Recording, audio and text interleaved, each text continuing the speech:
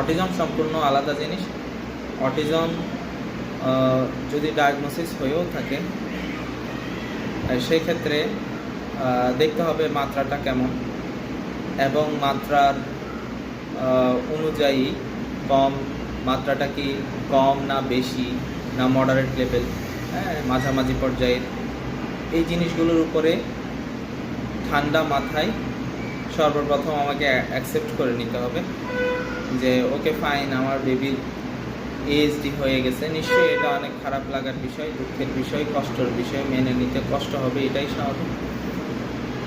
শিশুর মধ্যে ASD আছে এবং তাকে তাহলে আমি কিভাবে কেয়ার করব, কিভাবে যত্ন করব, তার জন্য কী কী সাপোর্ট দরকার, সেই জিনিসগুলো ঠান্ডা মাথায় সেট করতে হবে। শুরু থেকেই সঠিকভাবে সিদ্ধান্ত নিতে হবে যে আমি কি করব, কিভাবে আগাবো, এবং এটা একটা দীর্ঘ প্রক্রিয়া, লাইফ লং একটা প্রসেস। আপনাকে পুরো জীবন নিয়ে একটা পরিকল্পনা করতে হবে। এখন ম্যাক্সিমাম ক্ষেত্রেই যেটা হয় যে আমরা শুরুতে দিশারা হয়ে যাই এবং খুব এদিক ওদিক ছোটাছুটি করি। এদিক ওদিক ছোটাছুটির কারণে যেটা হয় যে সঠিক ইন্টারভেনশনের মধ্য দিয়ে বেবিটা যেতে পারে না, এবং যেহেতু এরা চেঞ্জেসগুলো সহজে নিতে পারে না, যে কোনো ধরনের চেঞ্জেসে এদের সমস্যা হয় এই বেবিদের, যার কারণে ওরা মানসিকভাবে আরও বেশি আপসেট হয়ে পড়ে, যেটা তাদের মেধার বিকাশে এবং অন্যান্য যেই দক্ষতাগুলো আছে সেগুলো ডেভেলপমেন্টে অনেক বড় ধরনের একটা বাধা বলা যায়। যাতে করে হয় কি, আমার ইম্পর্ট্যান্ট টাইম নষ্ট হয়ে যায় এবং আমি ফিনান্সিয়ালিও কিন্তু আমি ক্ষতিগ্রস্ত হচ্ছি। তাহলে আপনাকে সর্বপ্রথম আপনাকে বুঝতে হবে যে যেহেতু ASD ডায়াগনোজ, সো এটা উপরওয়ালা আমার বেবির ভাগ্যে রেখেছে। সো এখন এই অবস্থায় আমি তাকে কিভাবে সাপোর্ট দিতে পারি। এখন মাইল্ড টু মডারেট লেভেলের ASD হলে হয়তো বা ASD কিছু বেবি ভার্বাল হতে পারে, কিছু নন ভার্বাল হতে পারে কিছু বেবি। তো যদি নন ভার্বাল হয় তাহলে আমি তার সাথে কিভাবে কমিউনিকেশান করব, কিভাবে তার কমিউনিকেশানের দক্ষতা বাড়ানো যায় নন ভার্বাল হইতে, সেই দিকে মনোযোগী হতে হবে।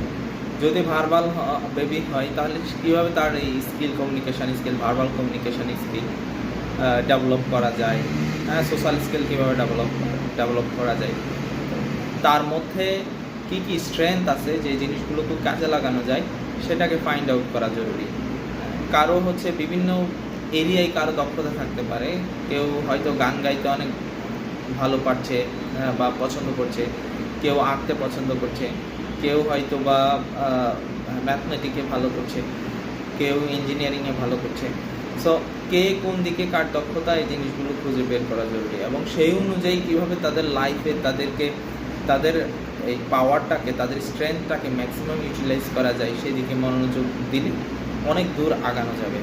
কিন্তু যদি ছুটোছুটি করে ইম্পর্ট্যান্ট সময় নষ্ট করে ফেলি আমরা, তাহলে কিন্তু বাচ্চার লাইফের সাথে সাথে আমাদের নিজেদের পারিবারিক জীবনে কিন্তু এটার অনেক একটা বড় প্রভাব ফেলে। এটাই হয়ে আসছে, এভিডেন্সও এটা বলে, এবং আমার ব্যক্তিগত অভিজ্ঞতাতেও আমি সেটাই দেখে আসছি। তো আমার পরামর্শ থাকলো যে যদি আমি সাম আপ করি, যে সর্বপ্রথম আমাদেরকে বুঝতে হবে যে ASD কী, দেন অ্যাকসেপ্ট করতে হবে, তারপরে প্রফেশনালদের মাধ্যমে আমাদেরকে মেক শিওর হতে হবে যে আসলে কোন লেভেলের ASD, দেন তাহলে আমরা কিভাবে আগাবো, তাকে কি মেন স্ট্রিমের জন্য তৈরি করব, নর্মাল স্কুলের জন্য প্রিপেয়ার করব, নাকি তাকে একটা independent daily living life skill কীভাবে ডেভেলপ করা যায়, ইন্ডিপেন্ডেন্ট লাইফে কীভাবে নেওয়া যায় সেটা নিয়ে আমরা চেষ্টা করব। তাকে কি কোনো ভোকেশনাল ট্রেনিংয়ের দিকে নেব কিনা। সো এইভাবে আমরা একটা গোল সেট করতে পারি যে লেভেল অনুযায়ী এই গোলটাকে গাইড করবে বেবির লেভেলটা, সে কোন লেভেলে আছে, তার সক্ষমতা কতটুকু আছে।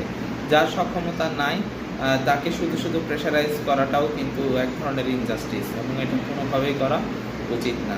বরং তার সক্ষমতার নিশ্চয়ই কোনো না কোনো সক্ষমতা তার মধ্যে আছে, সেই জায়গাগুলোকে অ্যাড্রেস করা এবং সেটাকে ম্যাক্সিমাম ইউটিলাইজ কীভাবে করা যায় সেই বিষয়গুলো নিয়ে কাজ করাটাই হচ্ছে ইম্পর্টেন্ট। সবাই ভালো থাকবেন, ধন্যবাদ সবাইকে, আল্লাহ হাফেজ।